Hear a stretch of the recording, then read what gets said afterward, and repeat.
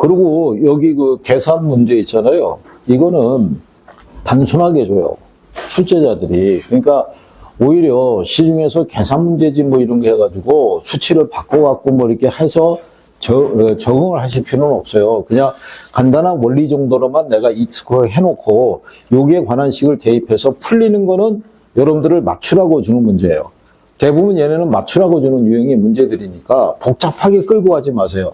출제자들이 단순하게 풀라고 하는 걸 갖다가 복잡하게 끌고 가봐야 여러분들만 손해잖아요. 그죠? 그리고 논의 강조하지만 40문제를 40분에 풀어야 되는 시험이에요. 근데 문제 하나당 뭐 2분, 3분씩 걸리는 문제를 많이 깔아놓겠어요? 그럼 반도 못 풀고 끝날 텐데 시험이? 그렇지는 않은 거예요. 그러니까 계산에 집착하실 필요는 없어요. 내가 할 수 있는 것만 하세요. 그죠? 네. 그리고 실상은 계산은 이미 거의 심정적으로 버렸잖아요. 그런데 내가 몇 개라도 풀 수 있으면 얼마나 다행인 거예요. 그죠? 그런데 이제 조금 더 지나면 이제 사람이 그렇잖아요. 마음이 어디 들어갈 때고 나올 때고 틀리잖아요. 그죠? 그러면 또 하나라도 더 풀고 이거 어려운 것도 풀고 막 이러려고 그러는데 그거는 시간 낭비예요. 전략성 실패라고요. 우리는 만점을 목표로 이거 도전하는 게 아니에요. 몇 점 맞으면 돼요? 6점 맞으면 되는 거예요. 6점만. 얼마나 좋은 시험이에요. 80문제 중에서 48개 맞고 나머지 틀려도 되는 거예요. 32개를. 그러니까 그걸 효율성 있게 하라고요. 선택과 집중도 잘 하시고. 그래서 하나만 정확하게 잘해도 구분할 수 있다고요. 그러니까 잘 해주실 거라고 생각하는데 높아시면서 간혹 가다가 욕심이 과하게 되면 오히려 마이너스가 될 수 있으니까. 그죠? 그리고 4월에 이렇게 테스트해서 성적이 내가 생각한 만큼 안 나오더라도 크게 신경 쓰실 필요는 없는 거예요. 과정 중에 있으니까. 선생님이 파악하자 하는 거는 어디까지의 이해도가 됐는지를 파악하려고 하는 거예요. 그래야지 5, 6월 달에 마지막 이론이잖아요. 마지막으로 보완해 줄 수 있는 건 보완을 해줘야 될 거 아니에요. 네? 그러니까 편안하게 시험 보시고 답안지만 제출하시면 돼요. 이름 쓰라고도 안 그랬어요. 그냥 답안지만 내라고. 다만 총각과 처녀는 써야 돼요. 박처녀. 윤총각이 나오면 얘기해줘. 윤총각이라고 꼭 써야 된다고. 그러고 얘기해줘. 윤총각 나올 때 시험 본다고 꼭 얘기해줘. 윤총각이 안 나오면 시험 안 본다고 얘기해줘. 최채도 마찬가지야. 안 나오면 시험 안 봐. 나오면 시험 볼 거야. 나오면 둘만 따로 여기다 해갖고 여기서 별도로 시험 볼 거야. 알았어? 별도의 문제를 준비해가지고. 그리고 혹시 저녁반에서 전화 올 수가 있어요. 시험 문제 답이 어떻게 되느냐? 그 얘기를 그렇게 답변을 해주세요. 저녁반 문제는 틀리다더라. 그 답을 외워서 가져가 봐야 소용이 없다더라. 미리 얘기를 해주세요. 진짜 이번에 꼭 합격을 하셔야 된다고요. 그죠? 이게 분기점 모형이라고 돼 있는데 이걸 다른 말로 수정 소매 인력 법칙이라고도 얘기를 해요. 시험에 여기까지 써요. 수정 소매 인력 법칙이다. 즉 레일리의 이론을 뭐 했다는 거예요. 수정했다는 거예요. 그 이론을. 그게 무슨 얘기냐면 레일리는 우리가 조금 아까 한 대로 A 도시하고 B 도시, 이게 더 컸죠. 이거 지우고. A 도시가 있고 A 도시가 7만이고 B 도시가 42만. 이렇게 해서 여기 중간에 C라고 하는 지역이 있었을 때 1로 40%, 이쪽으로 60%가 유인이 되더라. 이거를 식으로 확인했잖아요. 그런데 요게 C 도시로부터 A 도시까지 몇 킬로미터 떨어진 지점인가 여부 있죠? 그거는 측정이 안 되는 거야. 그래서 이게 과연 몇 킬로미터 떨어진 지점이냐? 요거를 측정하기 위해서 컨버스가 요 이론을 수정한 거예요. 그래서 거기 보시면은 두 소매시장 간에 상권의 경계 지점이 있죠? 그게 뭐냐면 B 도시와 A 도시 있죠? 구매 지향 비율이 같은 지점 있죠? 요거를 구하는 거예요. 요거를 구한다는 의미가 어떤 건지, 거기 일단 박스에 보시면, A 도시에서의 분기점까지의 거리라고 돼 있죠. 네. 일단, A라는 곳에다가 동그라미 치는 거예요. A라고 돼 있잖아요. 그러면 식 안에 가게 되면 이렇게 루트 있죠. 네. 루트 안에 분모가 요게 들어가는 거예요. A가.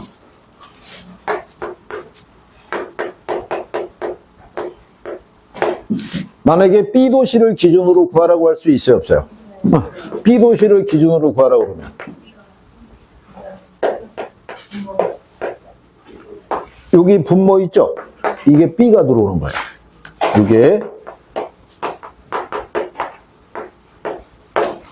이것도 왜 알아두셔야 되냐면 얘네 만약에 다시 문제가 나오면 얘를 기준으로 구하라고 할 수 있어요. B를. 그럼 우리는 늘상 배웠던 대로 A를 기준으로 계산하니까 여기다가 집어넣고 계산하면은 그것도 값이 나와서 지문에 있을 거라고요. 출제자들은 거기까지 계산하니까. 그죠?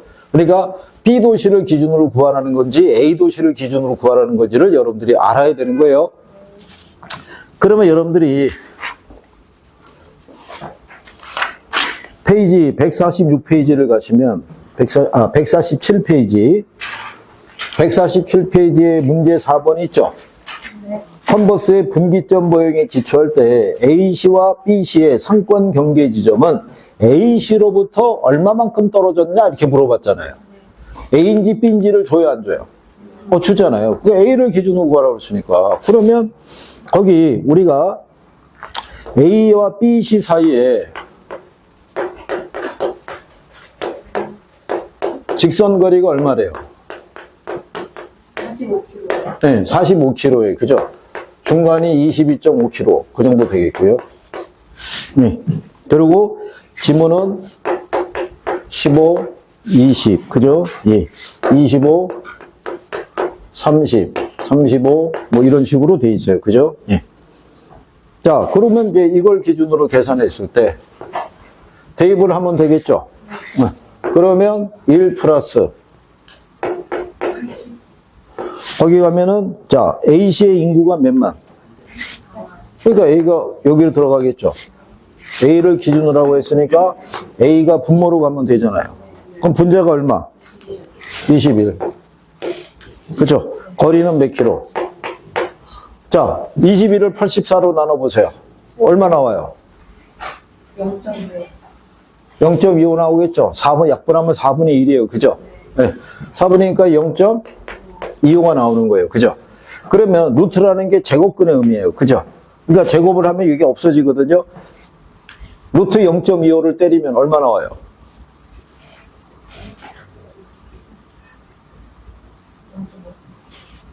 0.5 나오죠? 이거 왜 하라고 그러냐면 이거 순서 반대로 찍는 사람도 있어요, 없어요? 반대로 찍는 사람도 있어요. 그러니까 본인이 계산기를 갖고 연습을 해야 된다고요. 얘를 찍고 얘를 찍으면 0.5가 나오는구나 이렇게. 그죠? 그래서 계산기 갖고 다니라고 얘기하는 거예요. 이거 간단한 문제란 말이에요. 그죠? 0.5 구했죠? 1에다가 0.5를 더하면 45를 1.5로 나누면 30이잖아요. 그죠? 그런데 컨버스의 모형은 레일의 모형을 수정한 거예요. 그죠? 인구의 크기에 비례하고 거리의 제곱이 어떻게 돼요? 반비례하잖아요. 그죠? 그럼 여러분들이 보시면 A는 인구가 몇만이에요? 얘는 얼마? 그러면 당연히 경계는 중간을 기준으로 해서 어느 도시에게 가깝게 가야 돼요? B 도시에 가깝게 가야 되잖아요. 그러니까는 당연히 22.5보다는 우측으로 가야 되는 거예요. 그죠? 그러니까 일단은 1번하고 2번은 답이 될 수가 없어요. 25km 이쪽으로 가야 되니까. 그렇지 않나요? 조건이 아예 그렇게 돼 있잖아요. 그죠? 절반을 계산해도 절반보다는 오른쪽으로 가야 될 거 아니에요. 그죠? 옛날에는 친절하게 출제자가 딱 나오면 3개, 1, 2, 3번 3개는 지워줬어요. 딱 번호 둘 중에 하나만 고르라고 이렇게 출제한 선례도 있어요. 그러니까 출제자는 지문 안에 힌트를 다 주는 거예요. 이 원리를 알고 있으면. 무슨 말인지 아시겠어요? 그러면 여기를 기준해서 몇 킬로가 기준이에요? 30kg. 여기 있는 고객들은 이 점포에 관계없이 얘를 단골로 이용하고 있다는 얘기예요. B 점포는 간다, 안 간다? 안 간다는 거예요. 대신에 여기 30km에서 여기 45km 구간에 있는 고객들 있죠? 걔는 B 점포만 단골로 이용한다는 거예요. A 점포는 이용한다, 안 한다? 안 한다라는 거를 수치로 확인을 시켜준 거예요. 몇 킬로 지점까지의 고객들은 A 점포를, 몇 킬로 지점까지의 고객들은 B 점포를 단골로 이용하고 있다. 이거를 밝혀준 게 컨버스의 모형의 논리라고요. 계산 논리는 아시겠어요?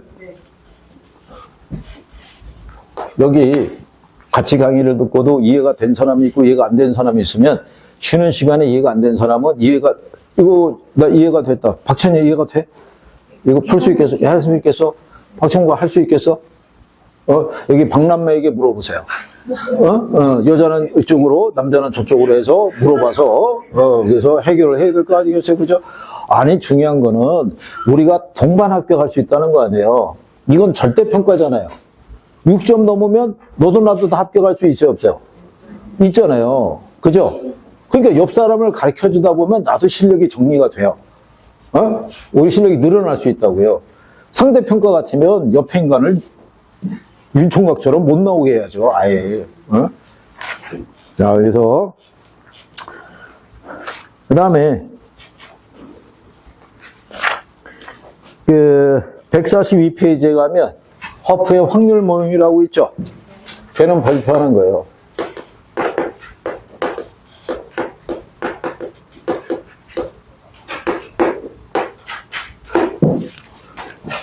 자, 허프의 확률 모형은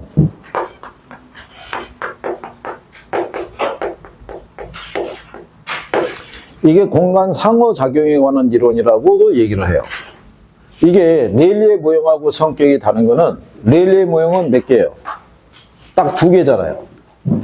둘 중에 하나만, 요 둘 중에 하나를 가지고 뭘 해야 된다? 결정을 해야 되는 결정론적인 모델이에요. 그러니까 C지역에 거주하고 있는 고객들은 다른 선택의 여지가 있어요, 없어요? 선택의 여지가 없는데 여기 있는 허프 모형은 대도시 안에 가게 되면 점포가 최대 7개까지 있다라고 얘기 가정한 거예요. 그러면 이 점포, 이 도시 안에 있는 고객이 있죠? 고객이 특정한 점포를 이용할 확률이 있죠? 확률은 인구의 크기가 대입되는 게 아니죠. 인구의 크기는 여기 필요가 없어요. 왜? 같은 도시니까, 같은 대도시니까. 그러니까 여기는 점포의 매력도라고 그래요. 매력도 또는 효용이라고 얘기를 해요. 점포에서 제공하는 서비스의 양과 질 있죠? 그거하고 거리 있죠? 근데 이 거리를 레일리는 뭐로 확정을 했어요? 제곱으로 확정을 했는데 허프는 제곱으로 확정한 게 아니라고요. 그 값을 별도로 도출을 했어야 됐던 거예요. 그러니까 점포의 매력도가 크면 클수록 이 도시 안에 있는 고객이 특정한 점포를 이용할 확률은 높아지겠죠. 근데 집에서 거리가 멀면 어떻게 돼요? 그 효용은 체감한다는 얘기예요. 무슨 말인지 아시겠어요? 그거를 이 사람은 마찰계수라고 대입을 한 거예요. 뭐라고 대입했다? 마찰계수. 그러면 마찰계수라는 건 뒤집어서 얘기하면 교통비용하고 성격이 유사한 거예요. 집에서 교통비용이 상대적으로 적게 드는 것은 마찰계수의 값이 작아질 거 아니에요. 그죠? 그런데 상대적으로 백화점이나 이런 데들은 교통 여건이 상대적으로 잘 갖춰져 있다고요. 그러니까 백화점 같은 전문품들은 마찰계수 값이 어떻게 돼요? 작게 나타나는 거예요. 근데 동네 슈퍼이죠? 동네마다 있는 슈퍼. 거기는 가기가 상대적으로 시간이 더 많이 걸릴 수 있어요, 없어요? 있을 거 아니에요. 교통 조건이 안 좋을 거 아니에요. 그죠? 집에서 차 한 번 타면 거기 딱 내리는 게 아니잖아요. 내려서도 또 안을 한참 걸어 들어가야 되는 경우도 있을 수 있어요, 없어요? 그래서 전문품일수록 마찰계수의 값이 작아지고 일용품일수록 마찰계수의 값이 어떻게 돼요? 커진다라고 생각하시면 되는 거예요. 그죠? 그래서 허프의 확률 모형을 이용을 해서 개별 점포의 시장 점유율이 있죠. 매상고를 추계를 할 수 있는 거예요. 그리고 거기 보시면 기억에 허프는 어떤 매장이 고객에게 주는 효용이 클수록 그 매장이 고객에게 선택될 확률이 높아지겠죠. 그걸 공리라고 그래요. 무슨 말인지 아시겠어요? 공통적으로 그 논리를 우리가 받아들일 수 있어요, 없어요? 있을 거 아니에요. 이게 여러분 시험에 나왔던 거예요. 이게 그리고 허프 모형은 공리의 바탕을 두고 있으면서 얘는 제로섬 게임이에요. 자, 여러분들이 보시면 기존의 점포가 있는데 특정한 점포가 입지를 하게 되죠. 그러면 얘가 나름대로의 시장 점유율을 가질 수 있어요, 없어요? 있으면 얘가 시장 점유율이 늘어나면 다른 점포의 시장 점유율은 어떻게 돼요? 줄어들 거 아니에요. 한정된 공간이니까. 그러니까 제로섬 게임이라고요. 누군가 이익을 얻으면 누군가는 손해를 보는 사람이 발생할 수 있다는 얘기죠. 그래서 그 제로섬 게임을 바탕으로 하고 있다라고도 얘기를 해요. 거기까지 시험에 나온 거예요. 공리하고 제로섬 게임이라는 것도 있죠.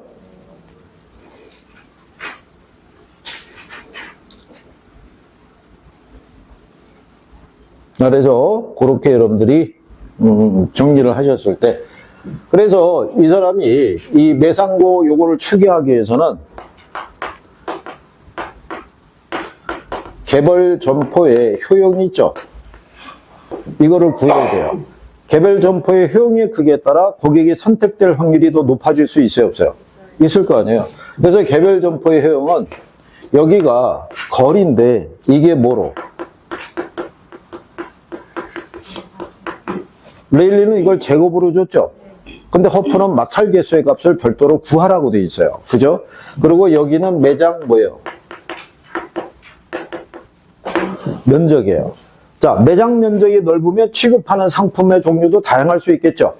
하지만 거리가 너무 상대적으로 도달하기가 불편하면은 개별 점포의 매력도는 떨어질 수밖에 없다는 얘기예요. 그래서 이 마찰 개수의 값은 얼마다? 마찰 개수의 값은 네? 얘는 1도 될 수 있고 2도 될 수 있고 3도 될 수 있는 거예요. 정해진 게 아니라고요. 무슨 말인지 아시겠어요? 그래서 허프 모형을 계산하려고 그러면 마찰 개수의 값을 줘야 돼요. 그래서 여러분들이 거기 그 145페이지 있죠? 가면 문제 2번 있어요, 없어요? 있어요. 거기 가면은 공간 마찰 개수가 디귿에 제시가 돼 있죠? 네. 그 다음에 한 페이지 넘겨서 문제 3번 가보세요. 거기도 마찰 개수의 값이 올바른 마찰 개수 2, 잘못 적용된 마찰 개수 1, 이렇게 해서 마찰 개수의 값을 줘요, 안 줘요? 이걸 줘야 돼요. 마찰 개수의 값이 제시가 안 되면 문제가 성립이 안 돼요. 무슨 말인지 아시겠어요? 분모가 제로가 되면 0에서부터 무한대까지 값이 나오는데, 그러면 예전에 그래서 여러분 시험에 마찰 개수의 값을 제시 안 한 상태에서 계산 문제를 준 적이 있어요. 그래서 전항정답 처리된 거예요. 마찰 개수의 값은 줘야 되는 거예요. 다만 마찰 개수의 값은 2로 확정된 건 아닌 거예요. 제시를 했을 때 2라는 거예요.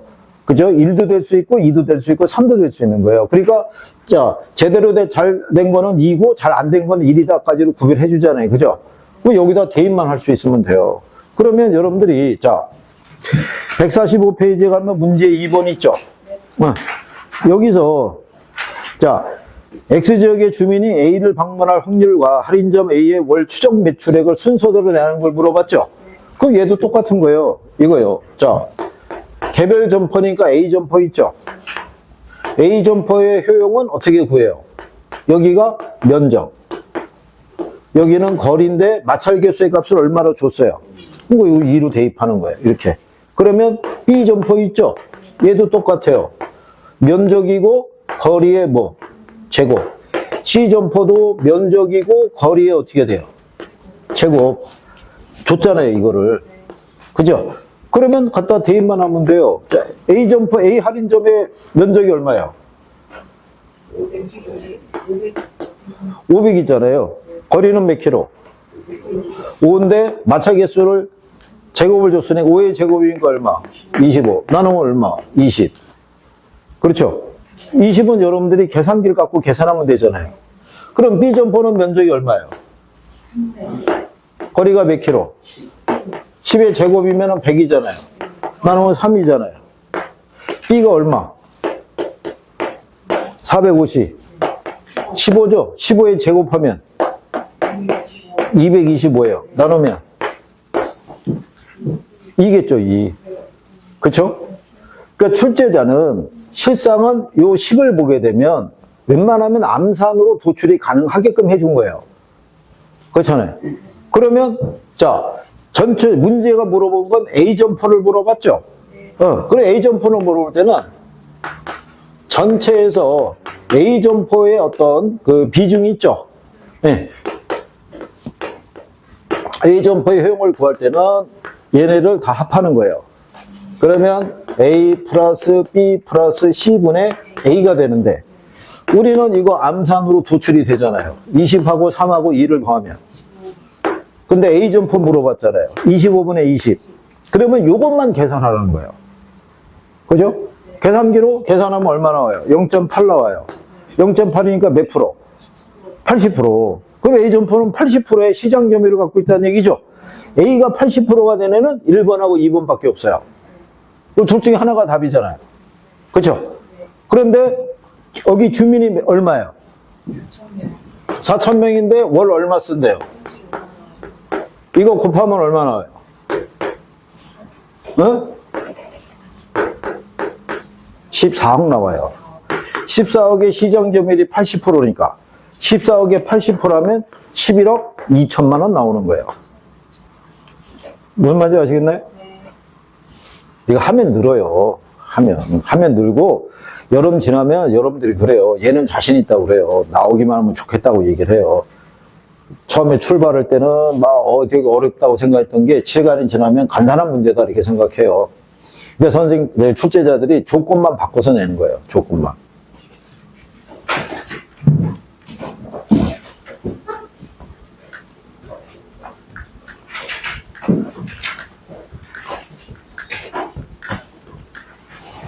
자, 일단 계산식에서 구하는 거는 아시겠어요? 어떻게 대충 이렇게 하면 구할 수도 있겠다, 이렇게. 그러니까 나중에 이제 문제를 연습하면 돼요. 연습해서 자신 있는 걸 선택해서 이거 나오면 내가 자신 있다, 이렇게 해서 하면 되는 거예요. 그래서 시험장 들어가면 못해도 운이 좋으면 한 반타작 하는 거예요. 10문제 중에. 다 틀린 거보다 좋잖아요. 복잡하게 괜히 공부할 필요 없고 따로 몇 개만 내가 할 수 있으면 되니까. 자, 그 다음에,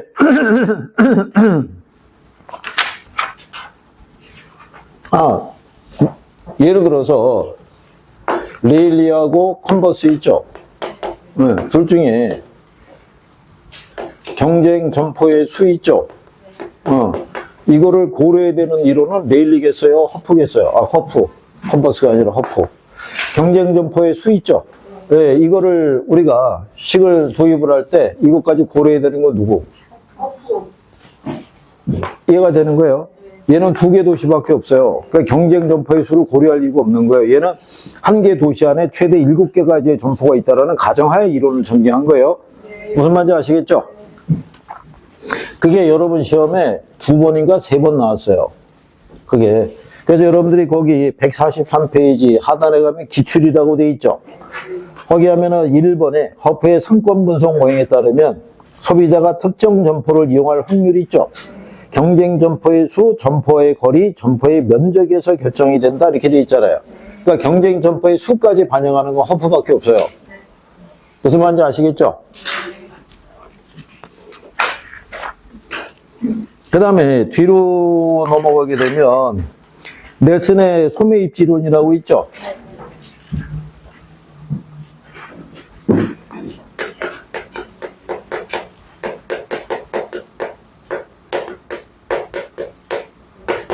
이게 다른 논리로는 체크리스트법이에요. 체크리스트라고 아시죠? 예를 들어서 점포가 입지해야 될 때 체크를 해야 될 항목이 있어요. 항목. 여기는 지금 8개만 제시가 돼 있죠. 그러니까 이 큰 틀에서 8개라는 거지 이걸 세분하게 되면 숫자가 더 늘어날 수 있어요, 없어요? 그러니까 예를 들어서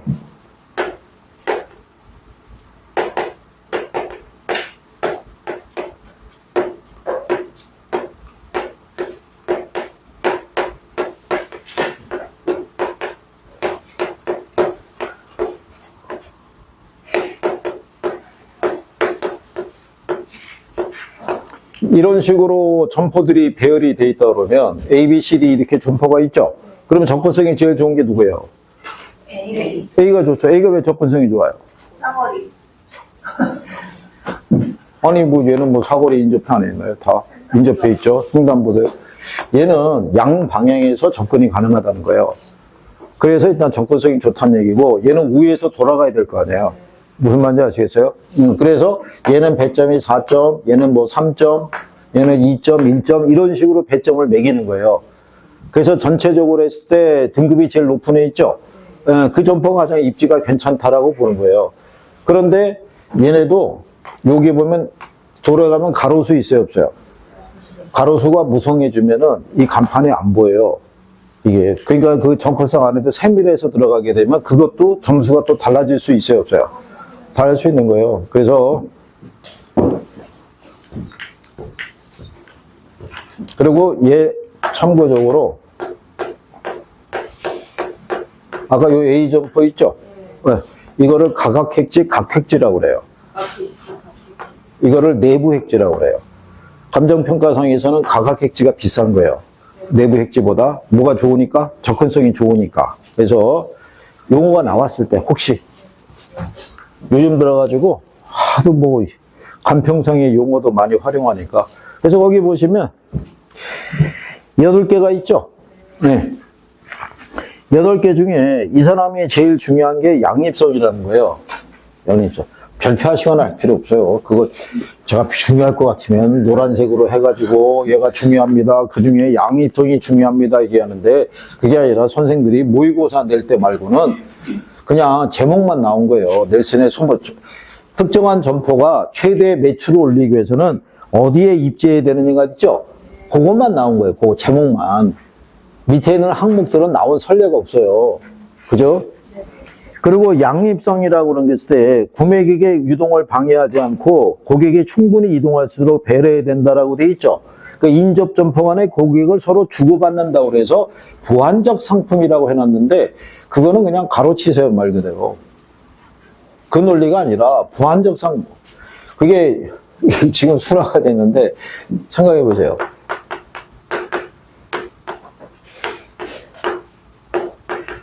양복점 주변에 재화점이 있나요? 네? 양복점 재화점이라는 게 구두 얘기하는 거예요, 구두. 예, 여기 붙어 있어요? 안 그렇다고요. 얘는 얘대로 특화되어 있고 얘는 얘대로 특화되어 있는 거예요. 양복점이 있다고 반드시 옆에 재화점이 있는 게 아닌 거예요. 그러니까 여기서 원래 논리는 이렇게 있어야 된다. 그래야지 이 점포 간에 서로 고객을 주고받을 거 아니냐라고 얘기를 하는데 양복점이 들어서면서 내는 임대료와 재화점이 들어서 내는 임대료의 규모의 차이는 커요. 생각해보세요. 양복을 한 번 팔을 때 얻는 이익과 구두 한 켤레 팔을 때 얻는 이익의 크기가 같아요. 그리고 양복을 맞췄다고 반드시 구두를 맞추는 법이 있어요, 없어요? 얘는 얘들끼리 존재하고 얘는 얘들끼리 존재하는 거예요. 거기 나온 첫 번째가 힌트예요. 고객의 유동을 방해받지 않고 그러면 고객이 자연스럽게 흐르면서 A 점포도 들리고 B 점포도 들리고 C 점포도 들릴 수 있어요, 없어요? 그걸 얘기하는 거예요, 그거. 그래서 그렇게 가능한 대표적인 상권이 명동 상권이라고요. 명동 있죠? 명동은 이 블록과 박스화 돼 있어서 얘네는 어디에서 들어가든 이 안에 들어가면 자유롭게 통행이 돼야 안 돼요. 그러니까 이 안에 있는 점포들은 고객이 다 자동차 등의 통행에 방해를 받지 않고 자연스럽게 다 볼 수 있는 거예요. 그런데 가로가 이렇게 돼 있죠? 그러면 이렇게 넘나들게 되면 고객들은 여기 점포를 다 돌아볼 수가 없어요. 그리고 최소한 여기 지금 차선이 있죠? 이 앞에. 이 정도가 되면 상권이 분리됐다고 보는 거예요. 고객은 건너편 점포를 잘 간다, 안 간다? 안 가요. 그건 서로 다른 세계에 있는 거라고 생각하시면 돼요. 그게. 그래서 매출도 틀린 거예요. 저 건너에는 백화점에 특별한 볼일 있지 않고서는 저기 넘어가겠어요? 주변에 아무것도 없는데. 그렇지 않게. 그렇다고 이쪽이 발달이 되는 것도 아니고. 그러니까 여기도 참 묘한 동네예요. 여기도. 그래서 그거 생각하시면 되는 거예요. 그리고 지난번에 설명해 드렸지만 거기 리을에 가면 상거래 지역에 대한 적합지점이라고 있죠. 자발적 판매, 공유적 판매, 충동적 판매를 고려해서 그 점포가 입지된다고 돼 있죠. 충동적 판매 있죠. 그게 가능한 게 역이나 터미널 공항이에요. 우리나라 사람들이 꼭 희한하게 외국 나가는 비행기 탈 때마다 애국심이 강하게 발달이 돼가지고 꼭 책이라든가 잡지를 하나 꼭 들고 타야겠다는 심리가 있는데 문제는 외국 나가면 그 나라 말을 모르는데 그걸 어떻게 읽겠어요? 그러니까 우리나라 거 읽기 좋은 거 하나 갖고 타는 거예요, 그냥. 잃지도 않지만 그냥 그때 사는 거예요. 솔직히 예전에 여기나 터미널에서 충동적으로 구매해본 경험이 있으실 거예요. 그죠? 별로 필요도 없는데 아유 내려갈 때 심심할 때 읽어볼까 그래서 손에 집어서 신문 잡지 같은 거 샀던 그런 거예요. 공유적 판매는 뭐겠어요? 공유적 판매는 특정한 업종이 있었을 때 걔를 통해서 매출이 발생하는 게 있어요. 그죠? 옛날 같으면은 식당이 있으면 식당의 지하에 커피숍이 있었고 2층에 당구장이 있었다고요. 점심 먹고 커피 한 잔, 당구 한 게임 이런 식으로 모여서 사람들을 모으는 게 있었어요, 없었어요? 있었다고요. 지금은 식당에서 커피 그냥 줘요, 안 줘요? 커피 주니까 다방들이 점점 없어지는 거예요. 자기에서 돈 주고 사 먹을 일이 없으니까. 그 자발적 판매는 뭐냐면 백화점 있죠? 얘네 스스로 고객을 불러 모을 수 있어요, 없어요? 있을 거 아니에요. 그런 애들이 자발적 판매예요. 그러니까 얘네들이 들어서는 입지가 다 틀린 거예요. 그죠? 저기 왜 술집 많은 데 있죠? 거기 약국이 있으면 매출이 발생해야 해요. 발생해요. 숙취해소도 먹고 뭐도 먹어야 되니까는 당연히 다 발생하는 거예요. 그죠? 근데 요즘 편의점들이 들어서 있잖아요. 편의점에서도 숙취해소제 팔아요, 안 팔아요? 다 팔아요, 거기서. 그러니까 점점 기능이 다양해지겠다고 보시면 돼요. 그냥 그렇게 생각하시면 돼요. 그래서 여러분들이 자, 그 밑에 기출 나와 있죠? 박스 밑에 지문이 비슷하잖아요. 이렇게밖에 안 나온 거예요. 무슨 말인지 아시겠어요? 시험에서 이 안에 뭐에서 양립성이 뭐냐 이런 거 물어본 적이 없어요. 무슨 말인지 아시겠죠? 그게 8개 있다고 8개 외우려고 애쓰지 마시고. 응? 자, 그 다음에 이제 뒤로 넘어가면 148페이지 있죠? 거기 하면 점포들이 나와 있죠? 점포. 네. 얘네 용어 정도는 제목으로 알 수 있을 거예요. 이게 이제 무슨 논리냐면 공간분배 원리라고 도시가 있을 거 아니에요. 도시의 중심이고 A하고 B가 있는데 여기가 상권이에요. 아까 상권이 뭐라고 그랬어요? 응? 배우지? 배우지가 뭐냐? 상권? 오늘 내내 도돌이표 찍는 거예요? 아하. 이게 고객이 존재하는 공간이라고요. 동질적인 소비자가 있다고요. 소득도 비슷하고 그다음에 선호하는 상품도 비슷하고 이런 도시 안에서 점포가 입지할 때 어디에 입지하는 게 유리하냐 이런 얘기예요. 그건 점포의 성격에 따라 틀리겠죠. 도시의 중심에 입지해야지 유리한 애들도 있을 수 있고 한 곳에 모여 있어야지 유리한 애들도 있을 수가 있죠. 또는 떨어져서 입지해야지 유리한 애들도 있을 수 있어요, 없어요? 있을 거 아니에요. 거기에 따라 분류해 준 거예요. 거기 하면 집심이라고 돼 있죠. 어디에 입지해야지 유리하다는 거예요? 도시의 중심에. 도시의 중심에 입지했을 때 매출이 확보가 될 수 있는 거예요. 근데 참고로 알아두실 거는 여기서 얘기하는 집심성 점포가 있고 집재가 있고 산재가 있고 국부적 집중성 점포가 있죠. 이게 1950년대 이전의 모형이에요. 그러니까 현대적인 도시하고는 안 맞는 거예요. 그죠? 우리 동네에도 있는데 이렇게 생각하시면 안 되는 거예요. 옛날에 한 1970년대 있죠. 70년대만 할 때 가족 단위로 제일 많이 찾는 외식 장소가 어디 있겠어요? 중국집이에요, 중국집. 그 다음 들어온 게 이제 경양식이고, 근데 경양식은 어른들이 익숙하지가 않잖아요, 이거 써는 게. 그러니까는 예전에 가장 보편적이었던 게 뭐 있겠어요? 졸업, 뭐 입학, 무슨 뭐 기념할 만한 일이 있으면은 중국집을 가는데 어디로 갔어야 했겠어요? 여기 명동이나 여기 중국에서 있는 그 근처에 있죠? 유명한 중국집은 거기다 모여 있었다고요. 그러니까 옛날에는 유명한 고급 음식점이라고 할 수 있는 데가 또 중국집밖에 없었어요. 그런 애들은 어디에 입지했었다? 도시의 중심에. 요즘 동네에도 유명한 음식점이 있어요, 없어요? 지금은 옛날에는 그렇지 않았다는 얘기예요. 그러니까 옛날 논리예요, 옛날 논리. 무슨 말인지 아시겠죠? 그러니까 뭐 고급 음식점, 뭐 고급 장식점, 뭐 보석 이런 거 다 옛날 논리라는 거예요. 무슨 말인지 아시겠죠? 그리고 집재라는 건 뭐냐면 모여서 입지해야지 유리하다는 거예요. 그래야지 비교 구매가 가능할 거 아니에요. 뭐가 있겠어요? 아니 여러분들이 옷 살 때 비교 안 해요? 가구 살 때 비교 안 해요? 그런 애들. 그럼 산재는 뭐겠어요? 떨어져 있어야 유리한 유형의 점포들이에요. 동네마다 목욕탕이 하나, 뭐 둘밖에 없잖아요. 그죠? 동네마다 목욕탕이 10개, 20개씩 있으면 걔네가 유지하려고 그러면 그 동네 주민들이 물에 잠겨야 되잖아요.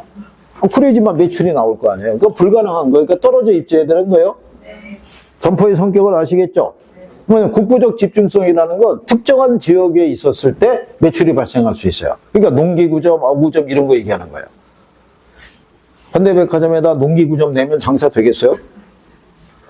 기념으로 누가 하나 사갈까? 허민 한번 이거 뭐 이렇게 누가 저기서 매출을 올리겠어요? 무슨 말인지 이해하시겠어요? 그 다음에 그 밑에 가면 상품의 유형별